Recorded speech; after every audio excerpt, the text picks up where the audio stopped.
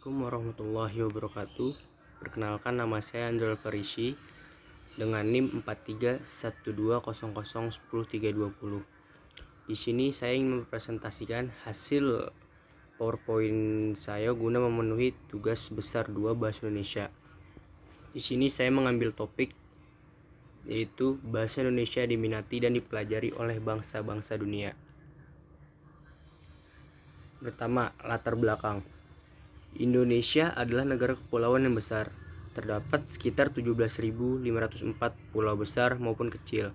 Indonesia juga merupakan negara yang memiliki daya tarik tersendiri untuk dikunjungi.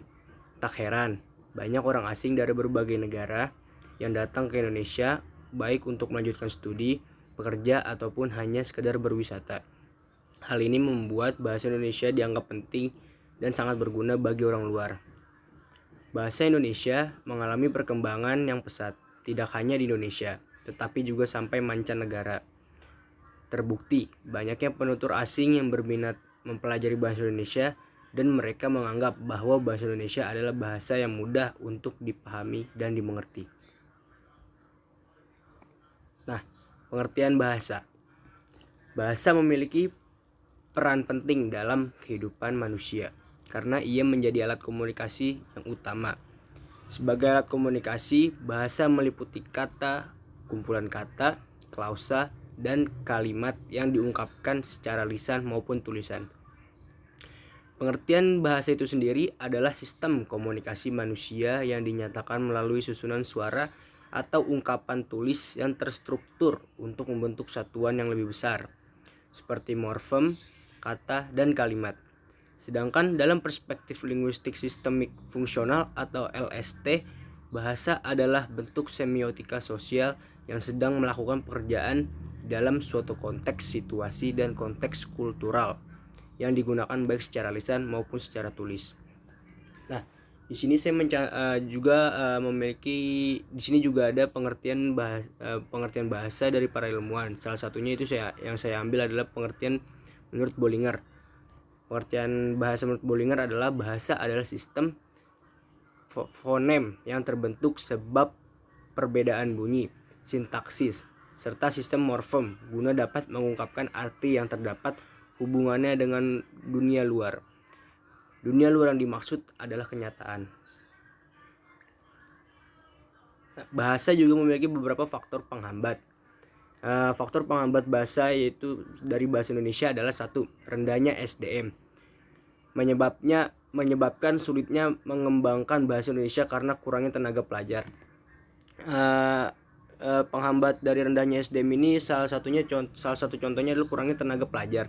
Kurang tenaga pelajar dapat menghambat faktor belajar mengajar dalam belajar mengajar bahasa. Hal itu menyebabkan bahasa Indonesia menjadi terhambat. Lalu yang kedua, masalah ekonomi. Ekonomi yang tidak mencukupi juga bisa menjadi penghambat seseorang untuk mengembangkan bahasanya. Lalu yang ketiga, senang dengan sesuatu yang berbau asing. Nah, banyaknya anak muda di Indonesia sekarang lebih senang memakai bahasa luar dibandingkan bahasa Indonesia. Penyebab dari anak muda sekarang lebih mementingkan bahasa luar daripada bahasa Indonesia adalah karena anak muda zaman sekarang menganggap bahwa bahasa asing itu lebih modern dan bahasa Indonesia itu ketinggalan zaman. Lalu ada BIPA. BIPA atau Bahasa Indonesia Penutur Asing. BIPA adalah kependekan dari Bahasa Indonesia Penutur Asing. Program BIPA adalah pembelajaran bahasa Indonesia yang subjeknya merupakan pembelajar asing. BIPA adalah pengajar bahasa Indonesia yang diberikan kepada orang asing yang ingin mempelajari bahasa Indonesia sebagai bahasa asing.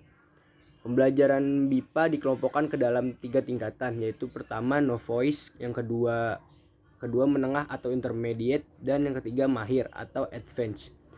Di dalamnya terdiri dari 4 kompetensi kemampuan berbahasa, yakni yang pertama membaca, kedua menyimak, ketiga berbicara, dan keempat menulis.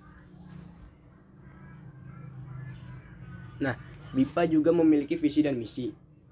Visi dan misinya itu pertama, visi MIPA yaitu terlebih dahulu menjadi pusat pelayanan belajar bahasa, seni, dan budaya Indonesia bagi penutur asing yang unggul dan berkualitas dengan mendasarkan pada karakter dan kepribadian bangsa, baik secara nasional maupun internasional. Nah, sedangkan misi dari BIPA itu sendiri yang pertama adalah menyelenggarakan pembelajaran bahasa Indonesia untuk penutur asing yang berkualitas. Yang kedua, memberikan pelayanan pembelajaran bahasa, seni, dan budaya yang mampu memenuhi kebutuhan dan harapan penutur asing. Yang ketiga, mengendalikan seni dan budaya Indonesia kepada penutur asing. Mengenalkan seni dan budaya Indonesia kepada penutur asing. Nah, tujuan bangsa asing mempelajari bahasa Indonesia itu sendiri di sini saya mencantumkan ada 3. Yang pertama, untuk menguasai keterampilan komunikasi antarpersonal dasar. Yang dimaksud di sini adalah bangsa asing mempelajari bahasa Indonesia agar dapat bercakap atau berkomunikasi dengan orang Indonesia supaya lebih mudah. Lalu yang kedua, sebagai alat untuk berbisnis dan bekerja sama. Bangsa asing mempelajari bahasa Indonesia berfungsi yaitu sebagai alat kerjasama untuk berbisnis ataupun segala hal. Tujuan mereka mempelajari bahasa Indonesia itu adalah agar mereka lebih mudah dalam hal berkomunikasi dengan orang Indonesia dan dapat dan juga mempermudah dalam hal kerjasama. Lalu yang ketiga, untuk mempelajari budaya dan keberagaman yang terdapat di Indonesia.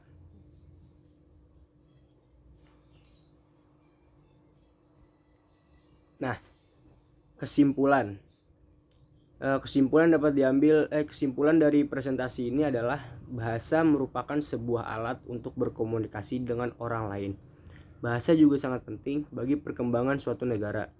Dikenal dan dipelajari bahasa Indonesia oleh negara-negara di dunia merupakan hal positif bagi Indonesia karena dapat mengenalkan bahasa serta juga dapat mempererat hubungan antar negara yang bersangkutan.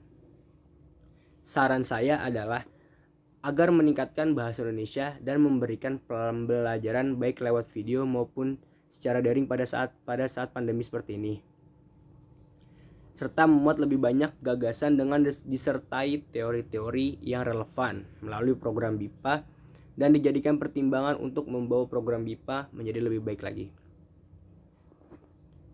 Nah, ini merupakan referensi yang saya gunakan untuk mengerjakan PowerPoint ini. Nah, sekian presentasi dari saya, kurang lebihnya mohon maaf. Mohon dimaafkan bila ada salah-salah kata, kurang lebih mohon maaf. Wassalamualaikum warahmatullahi wabarakatuh.